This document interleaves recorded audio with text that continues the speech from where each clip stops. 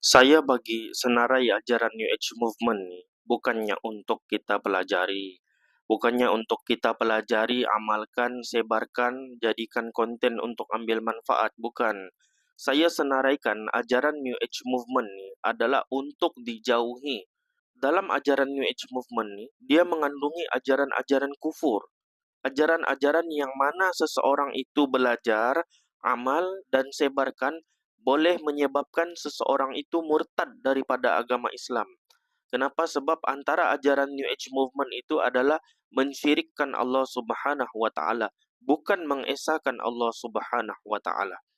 Okey. Ilmu Allah Subhanahu wa taala memang luas, tapi kita kena faham, di atas muka bumi ini bukanlah semua yang disebut sebagai ilmu itu layak untuk kita sandarkan sebagai ilmu Allah Subhanahu wa taala yang Allah Subhanahu wa taala redha. Tidak. Ada benda di atas muka bumi ini yang disebut sebagai pendustaan, pembohongan ke atas Allah Subhanahu wa taala.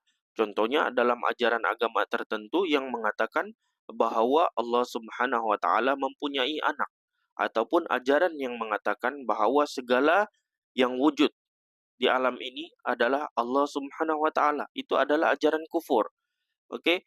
Dan benda-benda sebegini sepatutnya dijauhi. Saya senaraikan untuk dijauhi, bukan untuk diamalkan. Okey, takkan kalau saya senaraikan ajaran-ajaran agama selain daripada Islam, puan mau kata okey, puan mau belajar ajaran agama-agama lain tu, kemudian puan kata ilmu Allah itu kan luas. Itu adalah satu perkara yang tidak wajar. Okey, dan mukjizat wujud. Ya, mukjizat wujud, tapi kena faham, mukjizat itu adalah perkara ajaib, perkara menyalahi adat yang Allah Subhanahu wa taala kurniakan kepada nabi, dan mukjizat ni benda yang tidak boleh dipelajari dan tidak diwariskan. Nabi Muhammad tidak mengajar kepada para sahabat baginda bagaimana membelah bulan.